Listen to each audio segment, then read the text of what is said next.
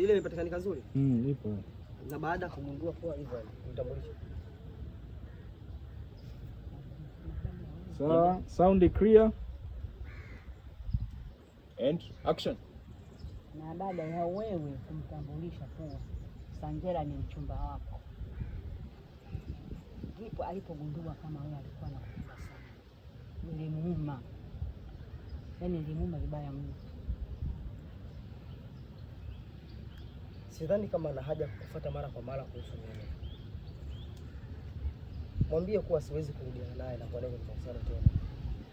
Ile mwanamke wangu Sanjera nampenda. Na siwezi kumdanganya kuwa nampenda aliyakuwa mimi simpendi.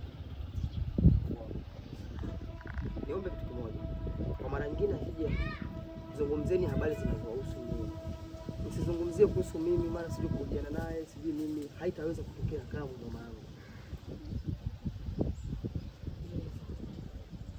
Unajua dada alikupambania sana. Kipindi kile dunia ilikuwa inakuona wewe kama takataka. Hivi kumbuka fadhila zake na uzuri wake. Wewe. Hebu nikukumbusha. Ina maana umesahau mazuri na ukarimu wote wa kutendea. Pita uende na kwenda. Geza, kweli?